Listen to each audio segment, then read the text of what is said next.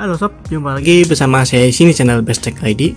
Kali ini kita akan mereview HP jadul lagi ya sob, yaitu Xiaomi Mi 4C di tahun 2023. Nah, kali ini review singkat aja.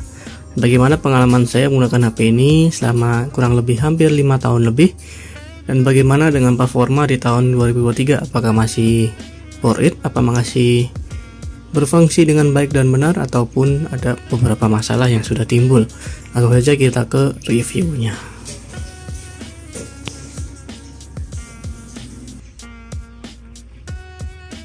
Nah, jadi Xiaomi Mi 4C ini dibekali dengan chipset yaitu Snapdragon 808 dengan fabrikasi sebesar 20 nanometer, yaitu dibekali dengan layar sebesar 5,1 inch, atau rasio layar dari sini ke sini itu 4,92 inch ya sob, dengan resolusi Full HD Plus 1080 x 1920 pixel dengan kerapatan yaitu 449 ppi. Nah, ini ppi nya sangat gede karena itu di zamannya ini termasuk tergolong HP flagship ya sob. Jadi yang masuk ke Indonesia itu ada seri Mi 4i atau Mi 4i, tapi yang ini adalah untuk pasar China, yaitu Mi 4C. Bedanya apa? Bedanya hanya di ROM-nya aja. Karena untuk di ROM yang Mi 4i itu menggunakan ROM global, sedangkan yang di ROM Mi 4C itu ada ROM China. Cuman untuk ROM Mi 4i itu nggak bisa diinstal di ROM Mi 4C, dan sebaliknya ROM Mi 4i tidak bisa diinstal di ROM Mi 4C. Itu kayaknya ada settingan kernel yang bisa mengakibatkan kalau kalian paksa install itu akan error ya sob. Nah, lanjut. Di sini saya menggunakan software yaitu adalah multi ROM atau custom ROM. Di sini multi ROM 9.5. Ada juga yang versi 10-nya, cuman karena agak berat ya sob yang MIUI 10, jadi saya turunkan lagi ke MIUI 9, karena untuk versi China-nya juga, untuk versi aslinya itu dia mentoknya di MIUI 9.5. Sudah nggak ada update lagi. Karena udah mentok di situ, bisa diinstal ke MIUI 12, bisa juga ada custom ROM-nya, cuman saya nggak merekomendasikannya karena usah banyak animasi, dan juga RAM-nya HP ini hanya 2 GB dengan internal 16 GB, yang saya rasa udah lumayan kurang sampai tahun ini, karena aplikasi-aplikasi yang ada di tahun ini ataupun di tahun yang akan datang itu makin update, makin besar, makin banyak menggunakan CPU maupun menggunakan RAM yang lebih banyak ya sob. Karena untuk tahun-tahun ini saya rekomendasikan itu RAM minimal yaitu 3 GB, karena RAM 3 GB itu udah lebih dari cukup ya sob, udah minimal banget. RAM 3 GB itu udah minimal banget, karena untuk penggunaan kayak misalnya multitasking aja udah kurang. RAM 3 GB itu paling mentok-mentok ya 4 GB lah sekarang tuh udah ininya. Nah, jadi di ROM ini saya rasa itu penggunaannya enak, untuk sinyal aman, karena ini saya membelinya di tahun 2017, jadi nggak ada yang namanya terkena blokir IMEI, walaupun IMEI-nya itu tidak terdaftar di Kemenperin, karena sebelum pemberlakuan blokir IMEI berlaku itu masih bisa digunakan hingga tanpa kapan tahu ya sob, sampai HP-nya benar-benar mokat paling ya. Nah, lanjut, untuk sisa free RAM-nya itu sekitar 1,1 GB. Cuman kalau kita buka beberapa aplikasi, nanti aplikasi langsung sisa sekitar gak nyampe, misal sekitar 400-300 MB aja. Misal contoh kita buka di sini yaitu aplikasi YouTube. Nah, YouTube. Nah, ini loadingnya juga agak lama ya sob. Kita buka YouTube. Nah, kita lihat untuk free RAM-nya itu sekitar 700 MB-an. Sudah kepake 300 MB buat buka YouTube. Nah, ini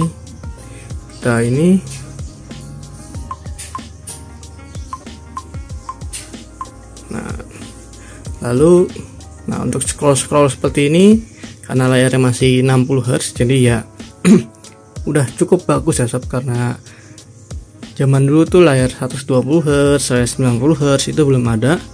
Lalu untuk speaker HP ini juga yaitu menggunakan sistem mono, yaitu di bagian bawah. Ada keuntungan, ada kelebihan dari speaker di bagian bawah seperti ini. Kelebihannya apa bang? Kelebihannya satu, pada saat kita main game atau main game untuk kayak gini, itu speakernya nggak ketutupan oleh tangan. Kan rata-rata zaman sekarang speakernya di bagian sini ya sob. Jadi untuk speaker itu kadang suka ketutup oleh tangan kita pada saat bermain game. Tapi kelemahannya itu pada saat kita taruh di meja seperti ini. Kelemahannya pada saat di situ karena apa? Kelemahannya jadi pada saat kalian taruh di meja seperti ini, nanti si suaranya itu akan mendem, tertutup oleh ubin ataupun meja yang jadi dudukan si HP ini. Jadi kalau misalnya kalian lagi nonton video atau YouTube kayak gini, bisa kita lagi nonton videonya Bang Gadget ini kayak gini. Nah, bagusnya kalian di seperti ini aja, dipegang satu tangan begini bagus, ataupun pakai ini. Nah, ini adalah untuk hasil videonya. Nah, ini dengan resolusi kita bisa setting di paling tinggi di 1080p ya sob, sesuai dengan bentang layarnya. Nah, ini untuk hasil videonya bagus. Di sini untuk tampilan gambarnya, warnanya juga cakep. Jadi untuk multimedia tuh baik ya sob, dan juga untuk kerapatannya bisa dilihat. Untuk kerapatannya bisa di ini saya zoom sendiri. Bentar saya zoom. HP-nya nggak usah fokus. Nah, kerapatannya sangat baik ya sob, nggak ada pecah-pecahnya. Bisa dilihat. Ini 1080p, untuk kerapatannya 449 ppi. Nah, untuk tampilannya seperti ini hasil dari videonya. Bisa untuk dilihat dari angle kanan maupun angle kiri juga masih bagus, walaupun dari bawah juga masih baik ya sob.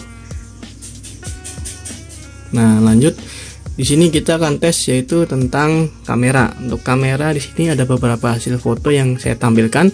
Saya akan tampilkan di dalam video. Yang pertama itulah hasil kamera dari bunga kembang ini. Bisa dilihat untuk hasil awannya itu putih ya sob. Entah kenapa putih, nggak tahu. Saya udah setting padahal ini udah di auto semua. Cuman untuk hasil detailnya juga ya lumayan ya sob, nggak terlalu jelek-jelek banget. Jadi untuk HP-HP di bawah ini kan harganya udah under 1 juta, cuman 400-500 ribu. Ini ya udah bagus lah segini. Tapi ada yang lebih bagus dari kompetitor ini, yaitu seri-seri Sony ya sob. Limba-limba Jepang itu udah terbaik. Lalu ada foto dari bunga kamboja ini. Bisa dilihat dari foto bunga kamboja ini, untuk hasil warnanya itu vibrant banget ya sob, merahnya menyala banget. Lalu dari hasil skin tone dari rumahnya juga, catnya juga di boost banget ya sob warnanya. Lalu untuk detailnya juga ya lumayan baik dengan pencahayaan yang juga cukup. Lalu ada hasil dari foto di yang langit. Ini foto saya jam 4:30, padahal masih terang ya sob, cuman di sini udah kayak jam 5:30 atau jam 6 malam, 6 sore. Nah, bisa dilihat bahwa untuk hasil langitnya itu baik ya sob, bisa ketangkap dengan baik. Untuk sunsetnya cuman dari hasil pohon, detail pohon, cuman itunya agak sedikit kewalahan karena ini HP udah berumur.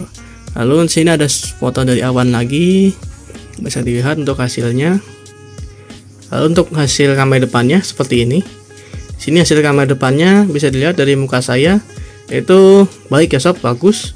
Dari skin tone warnanya natural, dari ketajaman juga baik, dan juga dengan hasil yang bagus. Untuk kamera depannya saya suka karena hasilnya baik dan juga sangat pas ya sob di kondisi apapun itu.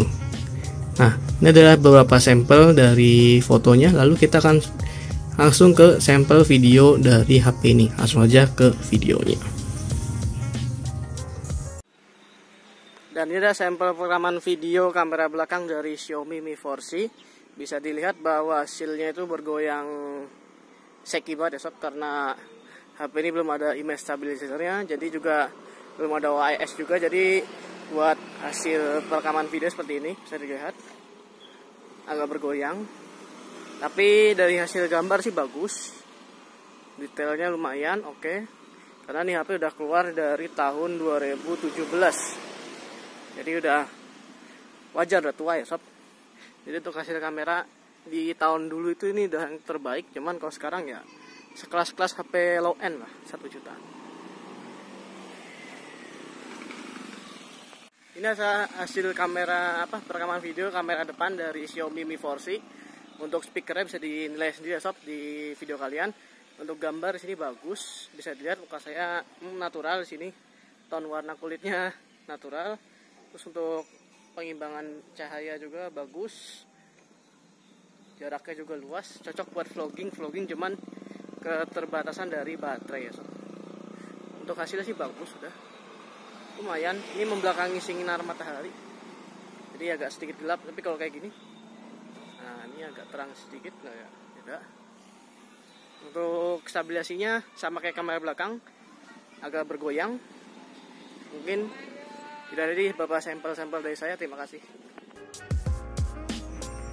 Nah, kita setelah lihat hasil foto dan video tadi, kita akan coba tes dari segi game. Nah, ini game sih kita mainan yaitu Timberland. Bisa dilihat untuk ininya smooth ya sob, nggak ada lag, sedikit lag dikit, cuman nggak terlalu parah-parah banget. Jadi untuk kalian yang misal penggunaan HP ini untuk kayak anak-anak kecil, bisa buat main-main YouTube atau apa, saya rasa masih bisa digunakan di tahun ini ataupun di tahun yang akan datang. Karena untuk game-game ringan kayak gini tuh untuk apa namanya, untuk ininya nggak terlalu penggunaan daya yang besar. Nah, lanjut untuk bisa dilihat di sini ininya bagus, responsif layarnya juga oke. Sedikit-sedikit throttling doang atau ini. Nah, ini bisa lihat bahwa bagus ya sob sini. Nah, untuk gyronya juga berfungsi dengan baik karena sudah ada gyronya. Jadi HP 400.000 sudah dapat gyro itu udah bagus ya sob.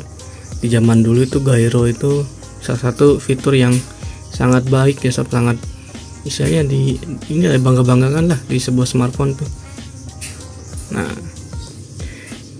setelah itu kita pergi dan kita lihat sisa RAM-nya itu 560 GB. Jadi gigabyte lagi, 560 MB, maaf gigabyte gede banget dong. Jadi untuk kesimpulan dari HP ini, gimana di tahun 2023, saya rasa masih bisa digunakan. Tapi untuk kalian sebagai HP utama, saya tidak merekomendasikan, kecuali buat HP orang tua ataupun HP buat anak-anak kecil. Untuk kayak misal buat nonton YouTube, main-main kayak game-game tentang pendidikan atau apa-apa, itu masih bisa digunakan di tahun ini maupun di tahun depan. Tapi untuk kalian untuk HP utama, untuk kayak HP ya HP utama itu saya rasa udah sangat kurang, karena dari segi chipsetnya yang udah berumur hampir 6 tahun, lalu juga dengan baterai yang hanya 3000 mAh, cuman terus juga yang udah umur baterainya yang udah mulai tua, terus juga walaupun udah ganti baterai, cuman kan tetap aja namanya usia kan beda ya sob, yang namanya udah ini. Lalu untuk kayak misal sinyal dan lain-lain aman, untuk barnya penuh di sini, untuk proximity sensor aman, keamanannya hanya aja di pattern maupun di pin aja, tapi nggak ada face unlock karena di MIUI 9 belum ada. Nah, jadi kesimpulannya HP ini saya rekomendasikan untuk kalian yang ingin cari HP budget 500.000 yang digunakan untuk HP kedua maupun untuk HP adik kalian ataupun HP orang tua. Saya rekomendasikan karena HP ini masih bisa digunakan untuk penggunaan ringan saja.